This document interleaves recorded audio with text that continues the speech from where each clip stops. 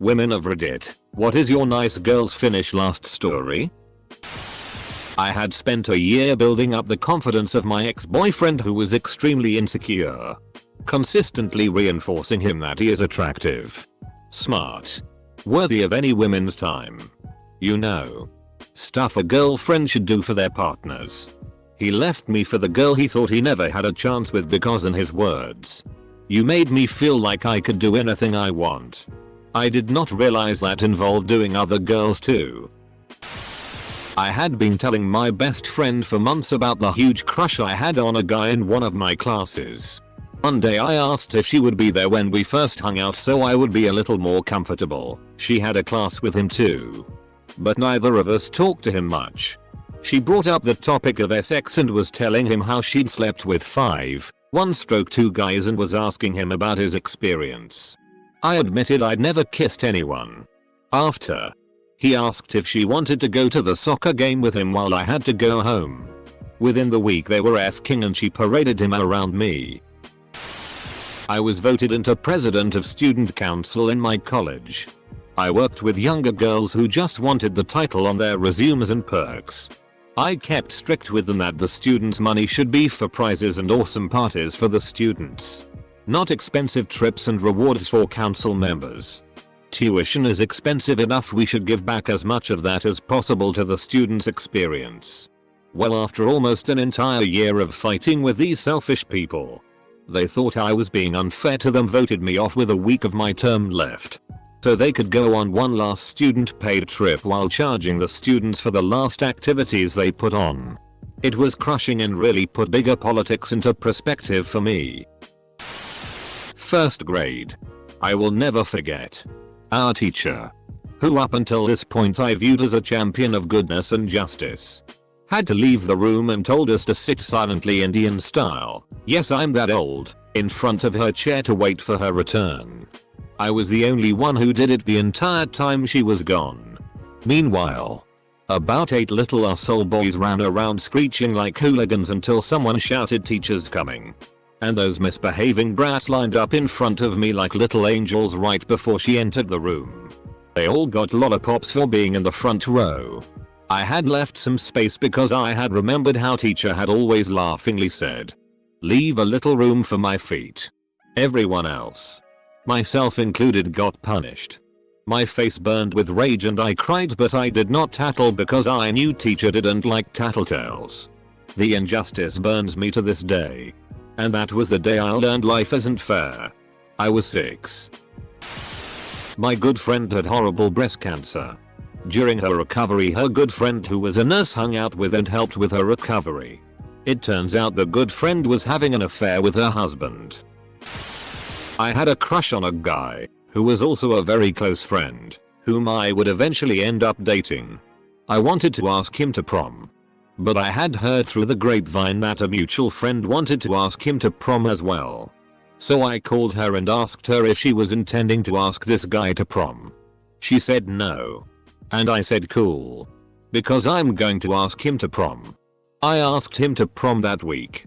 He told me he had already been asked by the girl I had spoken to. It turned into a whole thing. It was dumb as shit, and looking back I can laugh now, but at the time it was bullshit. I went out to a club with the guy I was dating and my friends, who he didn't really know. When it was time to leave, we all walked home together. I was staying over at the guy's house that night. I was pretty drunk and not feeling great, so I decided to go raid it and go to bed. I was worried about leaving my friend, so I asked the guy I was seeing if he could make sure she got home okay as it was late. She only lived 5 minutes up the road. I waited in his bed for over an hour for him to come back. When he eventually did, he went straight to sleep. I found out a week later that he slept with her whilst I was waiting. This isn't so much about you being nice, as much as he is a piece of shit. I used to, and still occasionally do, bartend at a dive bar of ill repute. The other bartenders treat the bar like their own personal cooler, take advantage of the drugs being tossed their way by customers, frequently get too wasted to effectively work.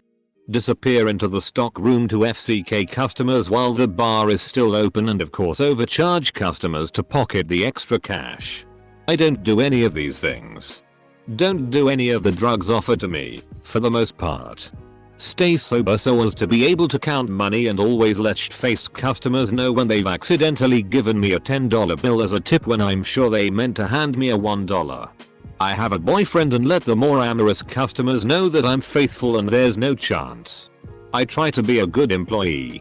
I still get regularly blamed for stealing or drinking the liquor, I guess because everyone else always does and the owners are paranoid. Went on a date with a guy I met through my friends. They're married. It went great. Texting every day, etc. A couple of weeks later, our friends invited us to hang out. After a few drinks, we started playing Never Have I Ever. It ended up coming out during the game that I've never had sex. Long story. He stopped texting me after that.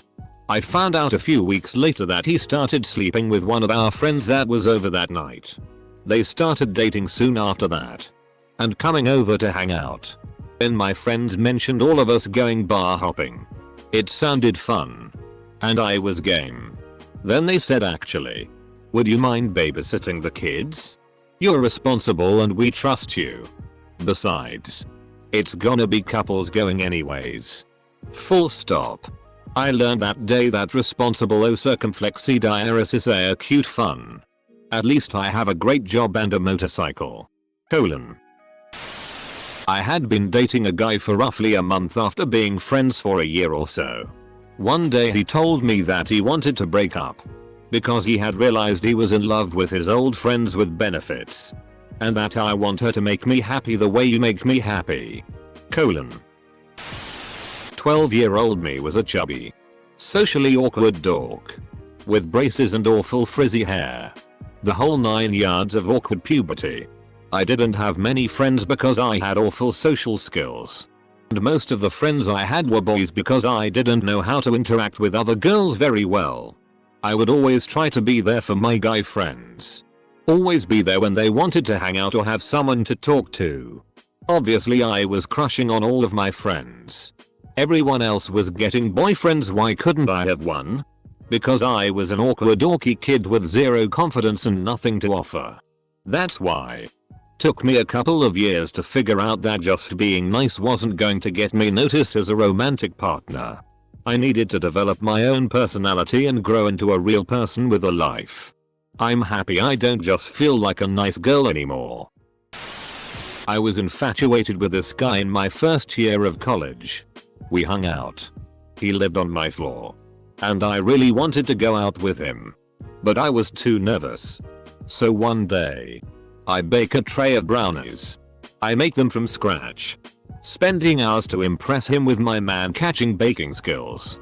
I bring the brownies to his room, wearing what amounted to a homemaker dress, and knock on the door. Just a minute. He shouts. There's some clambering and rustling. But I make nothing of it, thinking he must be playing video games in his underwear or something. Turns out, he was rushing to put clothes on because he had a sex worker in his room. And he thought I was en route coming to investigate the 30-something-year-old woman he had brought into our dorm.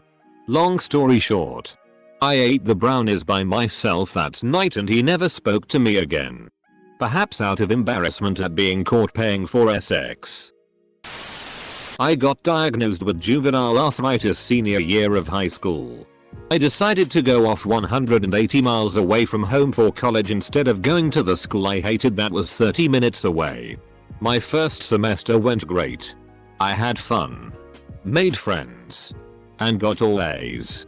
My second semester started, and the first day of classes I came down with strep throat. It triggered a huge flare of my arthritis. I could barely move. I asked my parents to let me drop my classes and come home. But they said no. They told me to stick it out and finish my classes and then recover over the summer. I stopped going to class because walking hurt too bad. I stopped eating because the cafeteria was too far away. Failed all my classes. Lost 30 pounds. But I stayed at school because that was what my parents wanted. And I didn't want to disappoint them. I ended up in the hospital. I dropped out of school completely and I'm still trying to get back. Now to the school near home. I have several destroyed joints from the flare. Some that need replacement. I'm 19. Online dating. If you ghost on someone, you're a bitch. If you don't ghost and politely message your date that it's not working out, you get a never-ending spew of insults. RP threats. Too ugly for me anyway ht.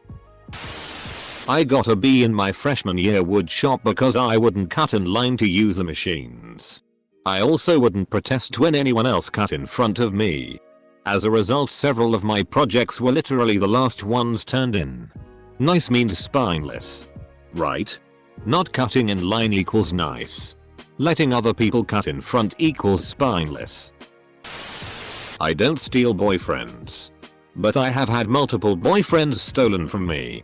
And the girls knew I was dating them when they moved in.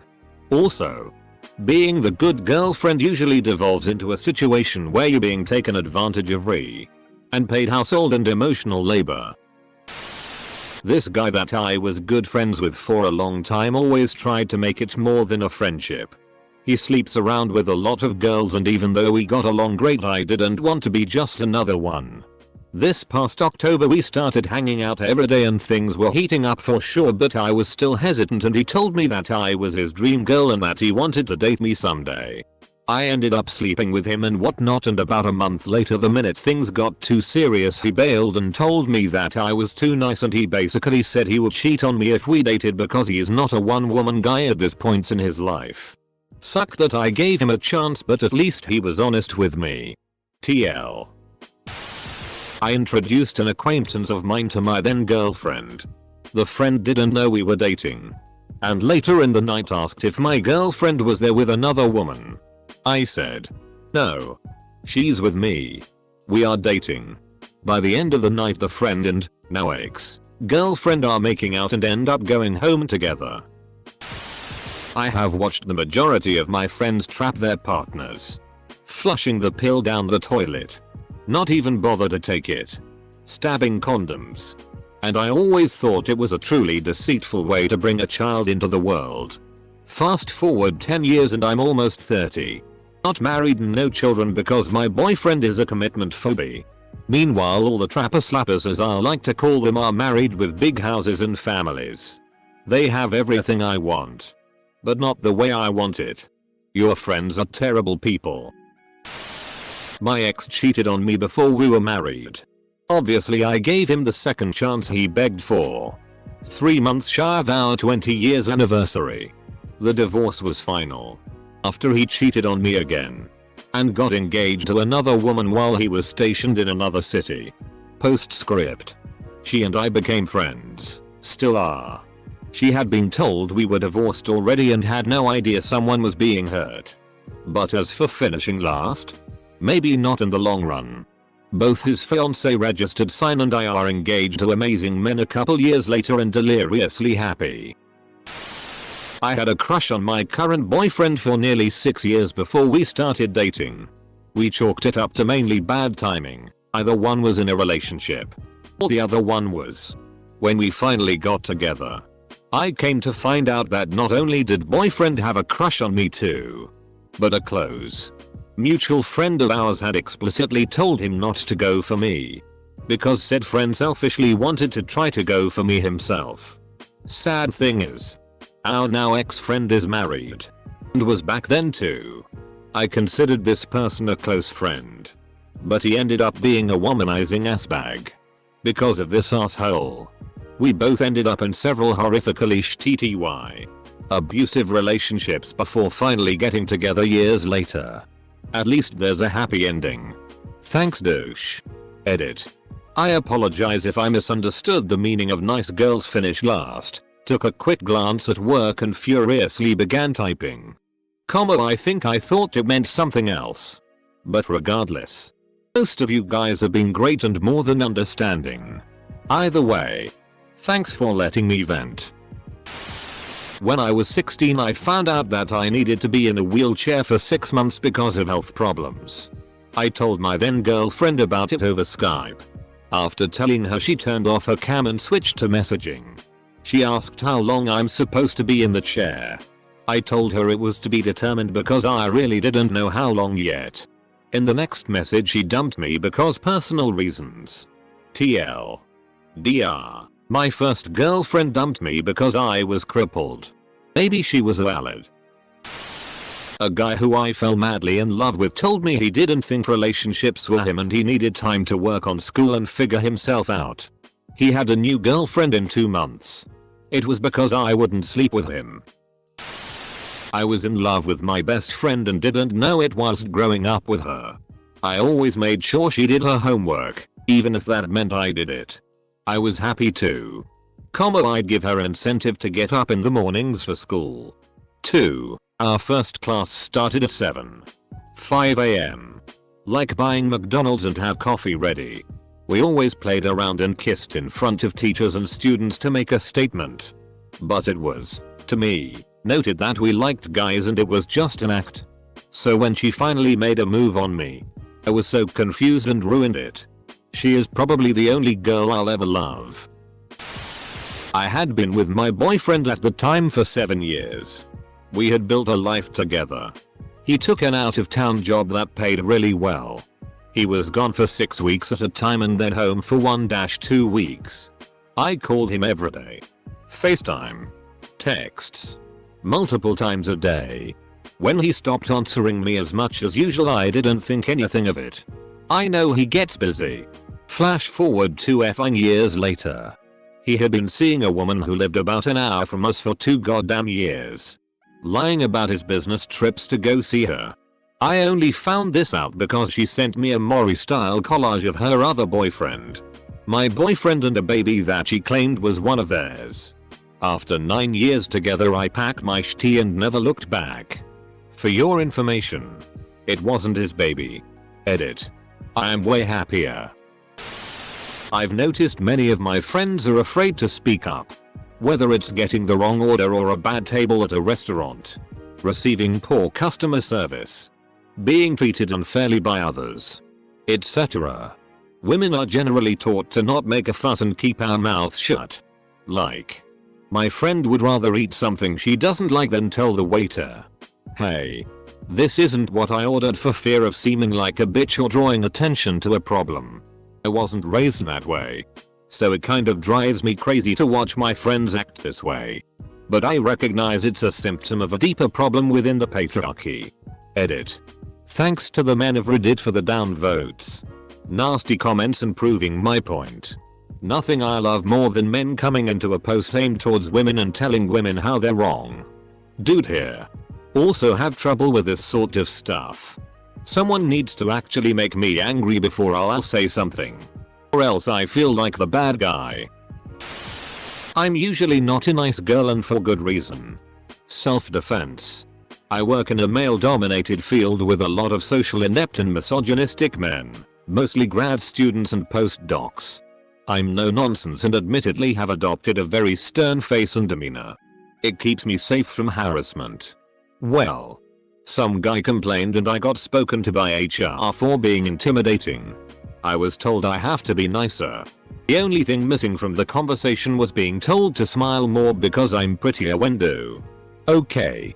So I tone it down a bit and try to play nice. Just last week, some postdoc, who outweighs me by 75 pounds, didn't like an instrument specification set by the manufacturer.